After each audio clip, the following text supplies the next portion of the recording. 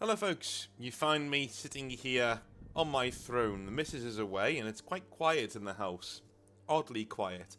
So I thought I'd jump on and do some hobby nightmares whilst I have maybe half an hour over my lunch break. Let's jump in, shall we? If you like what I do, the subscribe button is down below, and the like button is also down below if you want to make sure that Hobby Nightmares finds other people out there. So, let's jump straight in with Darius. And by the way, if you have any Hobby Nightmares to send in, make sure you do it in the email address down below in the description. It is hobbynightmares@gmail.com. So, Darius says, "Hi Mr. North, hello. You can call me Darius. I've been listening to your channel in the car on my commute to and from work for some time now, and thought it was about time I shared one of my, and almost but not quite, hobby nightmares that could have gone full bore. Full bore bat something crazy, but luckily it didn't. Sorry if this is a bit of a long one, and if you're up for it, I've got a few more, but let me know once you've got to the end of this one." Okay.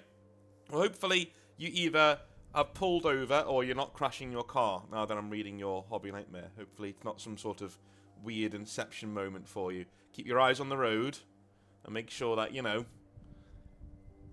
get to the end of the journey safely. That's what we want. That's what we want here. Anyway, some background first.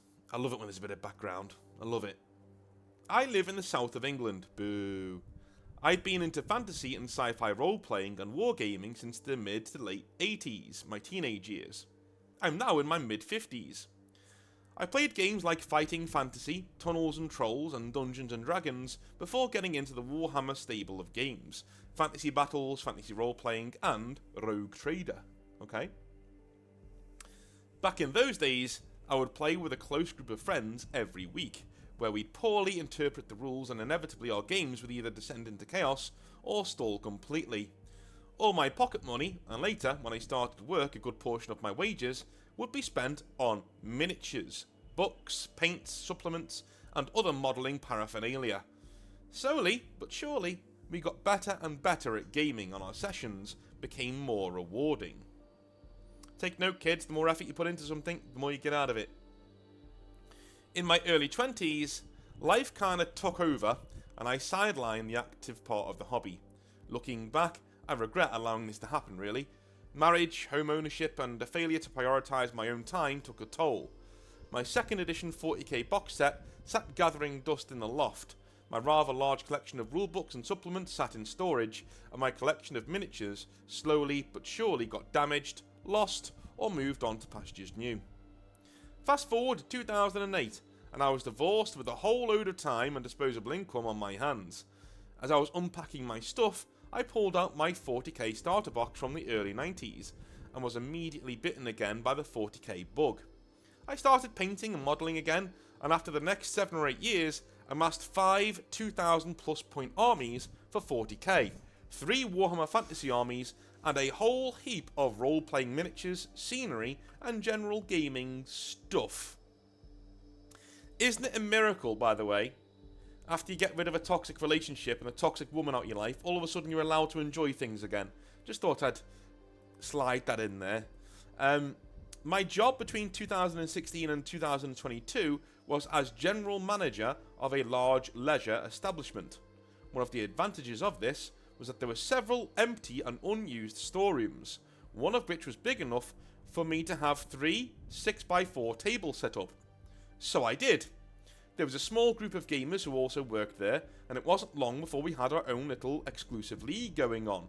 We played Kill Team and 8th edition 40k, but one of the colleagues also ran a D&D game once per month, and this is where the nightmare begins. Dude, you've created Mecca. It's ridiculous. Nerds with resources are a powerful thing in the world, let me tell you. In late 2018, the DM of the D&D campaign left the business. He did come back in for a couple of sessions after he'd quit, but to be honest, we could tell his heart wasn't in it, and he simply stopped attending. Now, I was never a huge fan of D&D, as I felt it was just an exercise in who can level up the quickest, get the most powerful weapons, and amass the most wealth. So I suggested that the group that I could run a 1st edition Warhammer Fantasy RPG, using a homebrew world and campaign that I've been building since the rulebook first dropped in the late 80s. The group unanimously said yes, and so I immediately started planning for our session 0. This would be an opportunity for me to lay some ground rules about the campaign and how I would be running it. The plan was to start in January 2019. Yeah, session 0s are always a good thing. Always a good thing. Especially if you're a GM who's not sure whether the players that you've got at your table are going to buy in. Do a session 0 and don't lie to them. Make sure it's all up front what you're going to be doing. And if they don't like it, they can leave and it's fine. Let me introduce you to the players briefly. There was M, who had always played a rogue type character in every single campaign he'd been involved in, regardless of the system. Mostly, I believed, due to his complete lack of imagination. He'd even go as far as to use the same name for his character every single time. There was P, who was new to RPGs, and he was playing an elf who was on the run, quote unquote, from his home and trying to keep a low profile. P was a nice guy, softly spoken. Then there was S and L, who were both playing female elves. One a noble and the other a handmaiden. A was playing the role of a human, the son of a blacksmith, who was, although jolly, was hiding a dark secret. And then there was C. C had been a part of our kill team and 40k games, and had a reputation for playing fast and loose with the rules. For example, he'd give himself an extra inch when moving by measuring from the front of his starting position to the back of his finishing position. He'd claim additional damage on his weapons when shooting. Something that was damage 1 would be touted as issuing mortal wounds, or D3 wounds for example. He'd claim longer range, ignore cover, and roll more saves than his models allowed. He would dictate tactics to his opponent in an effort to force a mistake. When he was called out on these things, he'd just shrug and say, "Oh well, I must have misread the rule," or words to that effect. In general, if he was called out, he would go back down eventually, especially when shown the actual and correct rule. In other words, he was trying to get away with it and was gaslighting until he couldn't anymore. When session 0 came around for the new campaign, we spent a good 3 hours running through character generation. I'd preempted this taking any longer by printing everybody a copy of the character generation rules and character guidelines in advance so they could have some modicum of preparation. Dude, this is the worst thing about being a DM, is being everyone's bloody babysitter. If you can't be an adult and get prepared for my sessions, I won't run them. Simple as. We're all in this together, do you know what I mean? I'm not your dad. Like, you've got to turn up and actually work at this. Once this session was done, I told everybody to go away and spend their time between now and the Friday of the week before our first proper session creating their backstories, which they had to send me via email in advance. I would use this to weave elements of their characters' pasts into the game. Standard stuff. During this session, I also laid down the ground rules for the game. First edition Warhammer Fantasy role-playing is grim and gritty. There will be plenty of combat, and it is likely that your character may be seriously injured, lose limbs, or even die in the game, I said. This is my world and my rules. I will be as fair as I can with those rules, but ultimately, what I say goes. If you disagree with any judgment I make, save it and we'll discuss it after the session or before the next one. Anyway, C came to me after session 0 and said, and I quote, I've been reading the rulebook and I want to play as Skaven because they're really cool and really clever. This immediately got my guard up. Reading the rulebook? I said, Skaven don't exist as a player character option in 1st edition. Although there is that option in 2nd edition, which we may get to at some point, so it's not really something I have on my radar. Let me have a think about it, alright? In hindsight, I should have shut this down there and then, but to be honest, what happened would most likely have happened regardless of who or what this character was. Whilst I was waiting for everybody to submit their backstories, I started researching the PC option, player character option, for Skaven from the 2nd edition supplements, which I have also in my collection. I wanted C to have a good time, but don't you just love it when a player gives you more unnecessary work before you even started the campaign? Dude, just say no. Just say no, be an adult. No, you can't do that, sorry. Why? It's not in the rules. We're not playing those rules, we're playing these rules. playing first edition, not second edition. Maybe in the future if we play second edition, but for now, it's not in the rules. So there you go. You know what I mean? And if he wants to leave, one less problem for you, man. It turns out that running a Skaven player character would actually be possible in first, although slightly out of sorts with the first edition setting and requiring some tweaks to make it work. For example, the general populace in the old world don't believe the Skaven exist. Those that think differently generally treat them with a revulsion akin to the goblinoid races, i.e. they should all be exterminated. All of the other players, bar C, had got their backstories to me in good time, at least a week before. I'd had the opportunity to weave some of their stories into the narrative, and had even sent them all a communique from a relevant NPC party, a mother, a brother, an ex-explorer, and even a troop of halfling jugglers intent on tracking down one of the elves after a fateful knife-throwing incident. That's cool. C, however, sent me his backstory literally the day before our first session, and it was a complete shambles compared to everybody else's. He tried to write in the third person, as a Skaven clan rat, and as such, it made little or no sense. I retyped it so that it said what I thought it meant, and returned it to him. Dude, you're literally doing Hobby Nightmares. This is what I do with most Hobby Nightmares. I have to comb through them and make sure that they're actually legible and they can be read out. Asking if that was what he had meant to write. I also included scans of relevant Skaven physiological and societal info from various books and supplements to support his character's background and help him with the lore. I got no response. Dude, it's when GMs do this, or DMs do this, where I'm like, dude, kick the person. Kick the person. He literally doesn't want to be there. He doesn't want to put the same amount of work in. Fine, leave.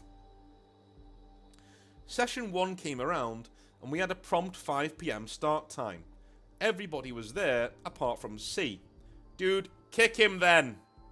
I sent him a WhatsApp message, but he didn't respond. By 5:15, he still hadn't arrived, and I decided to just start. The introduction to this campaign started off in the city of Nuln. Nuln Oil comes from here, I believe. Yes, it does.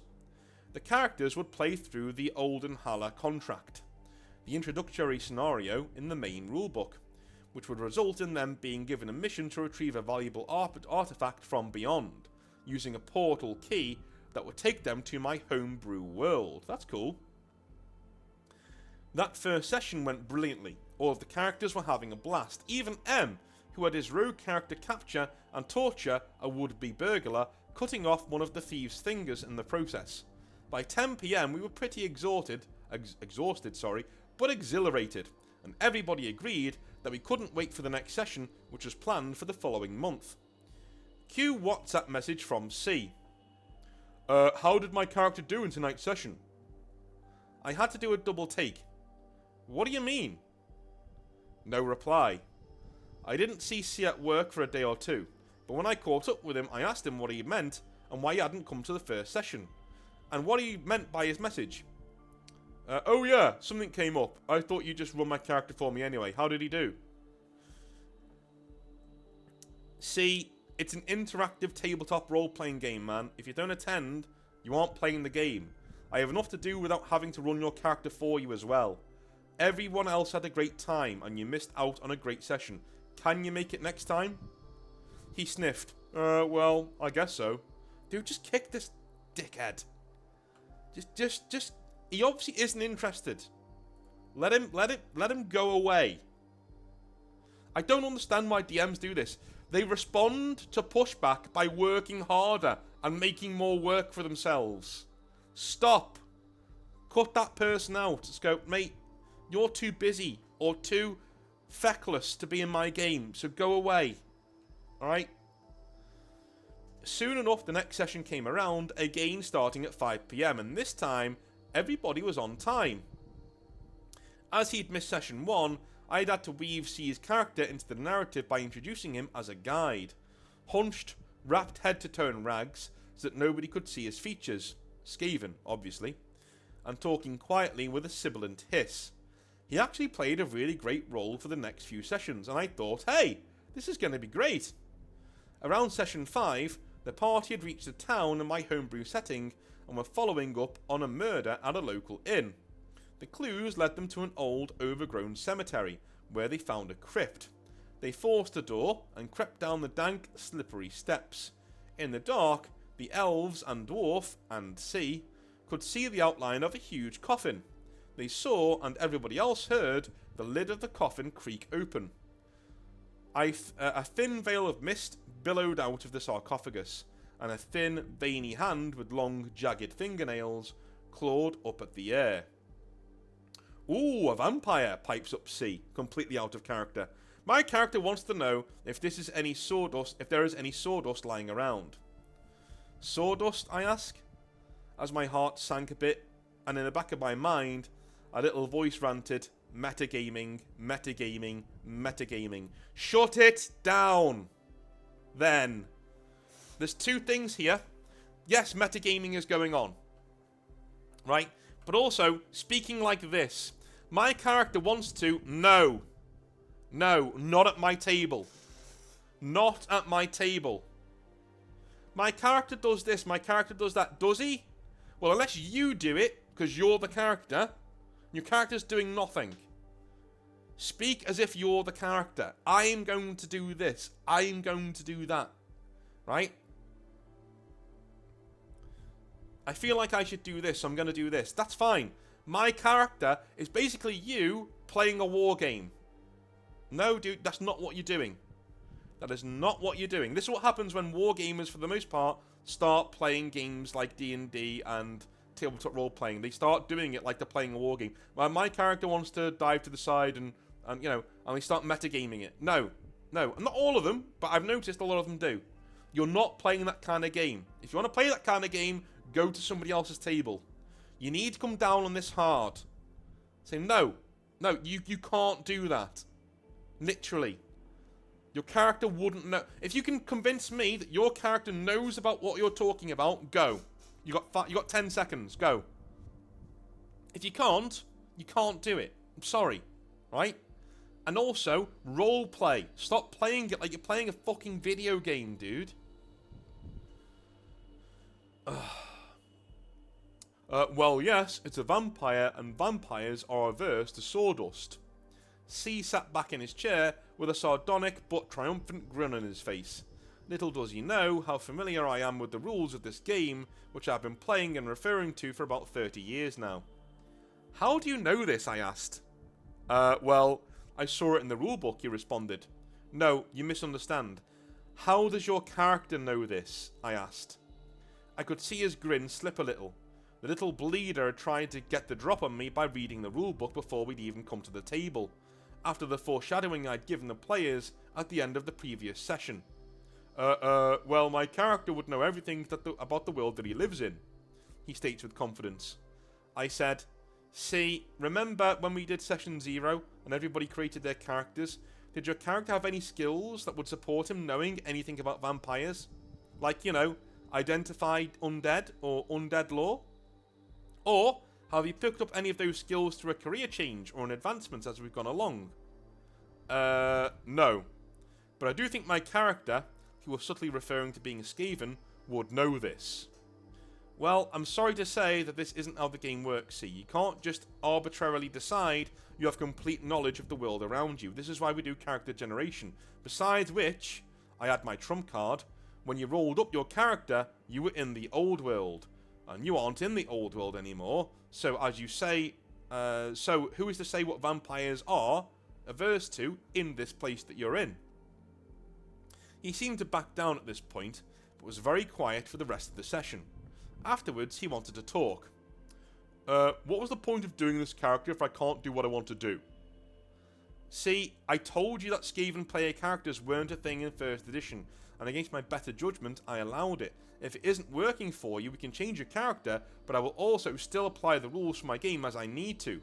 There are 5 other players after all, and also, I don't appreciate you trying to metagame in my campaign. I tried to explain what metagaming was, because perhaps the guy just didn't know. Fair enough. Within a day or 2, or 3, of the other players, within a day or 2, 2 or 3 of the players had spoken to me about C's antics, and gave suggestions on what to do, from kicking him out of the game to tanking the entire campaign and starting again. I didn't want to do any of those things, thinking it might be best to persevere. I put C's behaviour down to inexperience, and I made it a small mission of mine to make sure he had more to do in each session. C eventually seemed to get over his little episode, and was soon playing a major role in the party, using his, still secret, racial traits to scamper up and down walls and pipes, to communicate with vermin and call for their aid, and generally help the campaign along. Well, do you know what? I'm starting to feel a little bit for C here. I know people are going to say, well, why? No, I'm starting to feel a little bit for him. It seems to me like he just doesn't know how to roleplay, and that's fine. That's fine. And he seems to me to be the kind of guy who wants to learn. Again, completely fine. Don't see anything wrong with that at all. I think that's okay. The climax of the campaign, after 13 monthly sessions, saw the players saving a beautiful maiden from the clutches of an evil necromancer. They forced their way into his manor, saved some NPCs, killed loads of zombies, found a huge treasure hoard, and then killed, or so they thought, the bad guy before extracting the maiden and escaping just as the house burned to the ground. C got his hero moment too. As the team were getting their breath back, he pulled from the fold of his cloak a wad of papers he'd nabbed, which turned out to be the deeds and bonds that would set their characters up for life. Winner, winner, chicken dinner. What made this finale all the more memorable was that the last 2 sessions were completed over the web, as the pandemic had hit and we were all furloughed. We're all still in touch, even though many of us have moved on to new employers, and one day, who knows, we may yet pick up where we left off. Anywho, thanks for all the great content. I've chuckled along with many of your rants, but mostly I appreciate how you just tell it like it is. Keep up the great work, Darius. Cheers, man. Thank you. And I'm really glad that we have a happy ending RPG tale for once. Most of these RPG tales end in fucking calamity, so I'm glad that this one didn't. Moving on. Anyway. Jake says, "Hi North, I hope you and your family are doing well. My name is Jake, and I am from Australia." Ooh, sorry about those prices, dude. "I've been playing Warhammer 40k and various other tabletop games for about 17 years now, and as you can imagine, I've experienced 1 or 2 hobby nightmares in my time. I just want to say firstly that I really appreciate your channel, thank you, and all the work that you do within the hobby community. Your content is really relatable, and listening to you has really helped me in the last few months, especially as I'm going through a turbulent time in my life after separating from my wife after 10 years. Mate, well, thank you. Dude, I don't think men see divorce as the absolute bullet dodge that it is. I don't care how much you love this woman, and I know nothing about your situation. But if she's willing to get divorced from you, bullet fucking dodged, mate. Dodged. You were going to make yourselves miserable. Okay? If she's ready to divorce you and go all the way, sign all the papers, get rid of you, bullet dodged. Go and find your happiness elsewhere. It's a true tragedy how men don't seem to understand, most of the time, how much of a bullet dodge it is until it's too late. Do you know what I mean? We let our hearts rule us for years afterwards. And only like 5 or 6 years later do we look back and go, wow, I wasted a lot of time when I could have been actually very happy. And there may have been other women that came along that would have made me very happy in that meantime, but I wasn't ready for them. Don't miss out on those experiences, dude. Bullet dodged. I don't care what's happened. Right? You know? Even if you really screwed up and you cheated on her, bullet dodged. It wasn't going well, that's why you cheated. Alright? Go and find somebody that you never want to cheat on. Go find the person that, you know, it makes you ill, the thought of cheating on them. You know what I mean? That's what I have. It makes me ill. The thought of hurting her makes me physically ill. I don't want to do it, right? When you find somebody like that, they're out there. But don't waste your time, man. If you get divorced, you get divorced. Move on. Anyway, easier said than done, I know, but I don't know. It's something that I've noticed from Hobby Nightmares where people have gotten divorced in the past. Anyway, I just wanted to thank you first and make sure you know the work you do is really important to a lot of people who tune into your content. Thank you very much, Jake. Thank you. That's a good shot in the arm there. Thank you very much. So to my Hobby Nightmare. This dates back to 7th edition 40k, and not long after Adeptus Mechanicus had been released, and if anybody remembers when they first came out, they were pretty powerful. However, I loved the models and thought they looked great, and I've always played by the rule of cool, so no matter if an army unit is good or bad, I just want to play what I like the look of, and what I think has interesting lore. I especially loved the Castellan robots, which I painted after my all-time favourite superhero, Iron Man, in a red and yellow colour scheme. Also, as you can guess, I decided to start collecting AdMech and got them all built and painted in record time. I was so eager, I brought them and started building them in a hotel room when I was on holiday. No, this isn't why my wife left me. Haha. Well, if she left you, double bullet dodged. I was about to say, double bullet budged. Double bullet budged. No. Double dollar. Oh, fuck off. Swear to God, man, I'm an absolute retard. I'm telling you now. Double bullet dodged.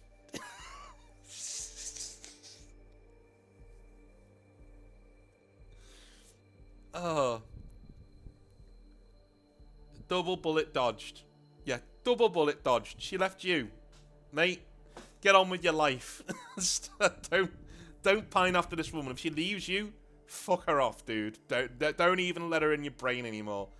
Worthless. Right, go on. The nightmare occurs during a tournament I attended, which was organised on my local army base by a group called the Australian Defence Force Wargaming Association. The ADF WGA. That is something made by nerdy dads. The ADF WGA. Most of us were soldiers, but it was open to civilians as well, and all of their events raised money for charities that support veterans and their families. It's a really great organisation. However, dude, get in touch with Outer Circle. He'd love something like that. He used to be in the forces. He'd love this. However, some members within the group had formed into a subgroup that had a deep disdain for anything that was remotely competitive, even if it wasn't trying to be competitive. They had this mentality that if you weren't running basic tactical marine equivalent lists as an army, then you were a win-at-all-costs kind of player. It was a big problem fueled by the ridiculous nature of 7th edition and its dreaded formations. Dude, yes, they ruined the game, man. It was awful. It came across as slightly paranoid to me, and honestly, it just seemed like an excuse for these guys to be salty if they lost a game. As you have alluded to on your channel before, sometimes people hide behind this and use it as an excuse to be bad sports. I think that having grace and respect in both winning and losing is equally as important. I had taken my AdMechs to this event simply because I thought they were cool, and prior to this, I was an Imperial Guard player who loved my massed ranks of infantry, and I played them as if I was Zap Brannigan, sending wave after wave of my own men into the fire pit until the kill bots reached their set kill limits and shut down. So by no means was I a win-at-all-costs player. I was matched with an opponent, let's call him Joe, and Joe was part of this salty subgroup of players. Since I was also in the army at this point, I knew Joe from the association, but we had never played each other. But I knew he was very against any kind of competitive playing, yet insisted on coming to tournaments to support the group. I think I did an entire video on this in the past. Like, you need to know what you're getting into. Don't be a fluffy player and then go to a tournament and moan that it's a tournament. That's like the most toxic thing you can do. Tournaments are for tournament players. Even if they're a casual tournament, they're still a tournament. Do you know what I mean? The game started off well enough. We said g'day, shook hands, went over our lists and armies. He was playing Space Marines, and I started to feel off about him a bit early on. He insisted on knowing every single detail of my army, and every minute detail, and no matter how well I explained my units, I could see from the expression on his face it wasn't enough, and wasn't really computing with him, as he was so concerned that my army was overpowerful, his entire demeanour coming into the game was negative. I said, I will absolutely tell you what every unit does, and I will explain in game how everything works, as it probably won't make sense right now until we are actually playing. Well, Our game didn't even get through turn 1 before he threw the biggest man tantrum I've seen over a game of toy soldiers in my entire time playing. He went first, and even though I had said I have fast units, very fast units, in the Sicarians, with power weapons and lots of plasma, Vanguard with 3 plasma calivers, as you used to be able to take, in my army, so just be aware that this is a very anti-Space Marines kind of list. But he moved his unit out into the open and set up as if he expected to charge me. He didn't use any cover, and he moved his guys to right in front of my Space Marine mashing units. So, even though this was a tournament, I was polite and reminded him that my army was very capable of wiping off his entire force, and if he wanted to use the cover, he could. As in take his back his move and do that instead. But he refused. Yeah, this is what people like this do, right? They expect you to not use... They think that because they've taken a fluffy list and they're trying to be ultra non-competitive, that you also have to abide by those rules. And even though you have that advantage, that he's moved all his entire force into range of your marine killing weapons, you're not allowed to use them in his mind, right? This is the slippery slope they go down. Okay? Everything is about them. And I'm a fluffy player, by the way. I don't play competitively. Not really. Yeah, I'm a really fluffy player. And even I don't like this kind of behaviour. It really irks me. I once had in university, there was this idiot Chaos Demon player. Really couldn't stand him. He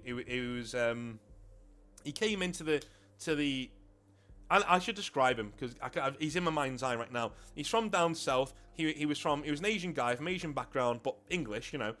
Tall, glasses, came in, and he saw my Grey Knight and challenged me. He said, I want to face you in a battle. It'd be very thematic and cool. And I was like, okay, fine. I said, just so you know what Grey Knights do, right? In 7th edition. You know, 6th, 7th edition. You know how good they are against big beasts and stuff? Yeah, I don't care about that. Okay. Alright. Cool. So, you know, we start fighting. We have our battle. He has 2 demon princes, and I think another one was like some sort of greater demon or whatever it was, and loads of demons. Again, the Grey Knight, of course, carved a bloody swathe like a knife through butter through all of his demons. Like, literally, turned force on, you know, amassed firepower, and just absolutely obliterated him. You know, storm bolters, charging in with force weapons on, all of his multi-wound characters dead by 1 wound, shit like that. And he absolutely lost his shit with me. Like, absolutely lost his shit. And I was like, dude, I know you've taken a fluffy list because you think things are cool, and so have I. I've taken mostly normal Grey Knights. I've only got 5 normal Terminators and 3 Paladins. Those are my elite units. 3 Paladins, led by Drago, and 5 Terminators. That's it. The rest of it's normal Grey Knights. No vehicles, no nothing. This is the closest you could ever get to beating Grey Knights with demons in 7th edition, right? If they took an army like this. It's not my fault you walked right into the meat grinder and expected me to... You're expecting me to play the battle how you want me to play it. Do you know what I mean? That's the issue here. Go read Sun Tzu, man. Go read any novel on warfare and how to do it. You've expected me to comply to what you want me to do. But I'm the enemy. I'm not going to do that. I'm going to try and win too. Right? Jesus Christ. It's not as if... I'm fully aware that you shouldn't be a win at all costs kind of player most of the time.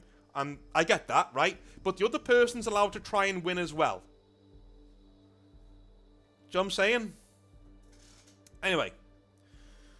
So, I simply moved up my 3 Vanguard squads, each of them with 3 plasma calivers, and melted every Space Marine in sight.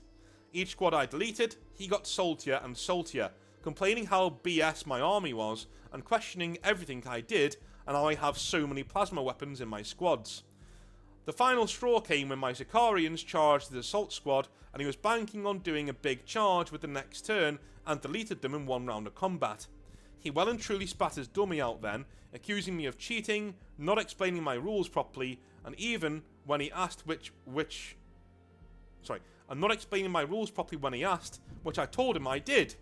However, he was too highly strung to take in what I was telling him, and he finally decided to just quit. I got a little annoyed at this and started packing my models away and told him, and I quote, if that was his attitude, then he is just wasting everybody's time, and if he didn't and if he didn't play like the game was already over from the start, then maybe it would have been a better game for him. He decided to go and have a whinge to the organiser, who was a friend of mine, so the organiser came back and asked me what had happened. I explained basically, as I had just done to you, and that from the very start, I could see that Joe was already annoyed, as I was playing what was in his eyes a win-at-all-costs kind of army, and he wasn't taking in the information I was explaining to him whilst going over my army. Okay, I'm on your side here, man, before I say anything else. This guy's a little bitch. Alright? This guy is a little bitch. But also, your army does sound very, very, very powerful for a friendly tournament. Do you know what I mean? Like, I agree, he's being a little bitch. But also, if I'm deleted at the top of turn 2, even if I'm using cover, now say, let's be honest, if this guy did use cover, would he just be prolonging the pain against you? Do you know what I'm saying? I don't know, man. I don't know. I'm on your side. I'm 7 out of 10 on your side. And I'm 3 out of 10 against you. Do you know what I mean? Like, I'm 7 out of 10. I'm majority on your side here. But there is a little bit of here where I'm thinking, did you... What? Your list sounds very powerful for a friendly quote-unquote tournament. Okay, but again, you know, it is what it is. I said to the organiser, I'm just here to roll dice and help the charity, and I don't care about winning or losing, that the organiser himself had vetted the list and said it wasn't too powerful. Okay, fair enough then. Fair enough then. My question is answered. Which was true. If Joe had played properly from the start, he would have had a fair shout of beating me. Okay, then that's fair enough. My question is answered. No problem. It was a good army, but certainly not infallible, and this was a tournament after all. The organiser agreed and said to Joe that maybe he needs to take a break, and if he wanted to sit out the next round, that was fine. And I was awarded a win for Joe's forfeit, but again, I didn't really care about that, and would have much preferred to keep rolling dice and just play the game. The reason I'm not speaking too badly about this guy, though, is that we eventually actually ended up becoming friends, whilst I was still in the army anyway. Joe was a bit touchy when it came to the game, and was better suited to purely narrative play, but he was an okay guy after all of this. The organiser I spoke about was a sergeant, we all knew, one way or the other, and he invited us all round for drinks after another event sometime later, and after a few whiskies we reconciled and became good friends. We spoke about the game and agreed we both probably could have handled it better, and Joe admitted he wasn't in the best frame of mind at the time, and I said I understood, and I know AdMech are a bit broken right now, but I just really think they look cool and have cool lore. I'm glad we ended on that note instead of resenting each other over a game of man-dollies. Man-dollies. I think some people at times lack self-awareness when they are playing this game and need to take a step back and realise we are grown men and women playing with toy soldiers and need to have a bit of humility. It goes both ways for both winning and losing, in my opinion. Anyway, sorry if I waffled on for a bit there, but I hope the point was concise enough. I have another much more recent story about a very typical that guy who is the opposite of Joe, an actual win-at-all-costs player, who then tries to coach you post-game and even touches your models and moves them for you during your turn without you asking. If you like, I can send in that at a later date. Please do, it sounds fun. Cheers, mate, all the best. And oh, come on, you gunners. Ah, fuck off. No, man. No. I don't listen to Premier League fans in other countries. I'm not interested. You have a multitude of Australian football teams you could follow. Alright? I'm not interested. So happy to have football back, and I'm sorry about your Everton's first result of the year. Thank you very much. Yes, we're shit, because we're always shit. There are two things I would never introduce my daughter to that I like, right? Number one, Warhammer. Warhammer. It's really expensive and really time consuming, and unless she shows a natural interest in what I'm doing, I will not introduce her to it of my own volition, right? Number two, Everton Football Club. The greatest source of stress and misery in my life beyond that is not an actual thing. Do you know what I mean? That's not actually involved in my life. Something that's so bad that my actual therapist has literally said, maybe you should just not watch them anymore. That's how bad they are, and they can fucking die in a ditch right now for all I care. Because, seriously, no. I'm not going to get into this rant. I did it on stream yesterday, but they make my teeth itch. And I've got no choice but to support them, because everybody in my family supported them, and I'd be a betrayer if I didn't. But oh my god. Oh my god. I love you all a long time. I'll speak to you very soon.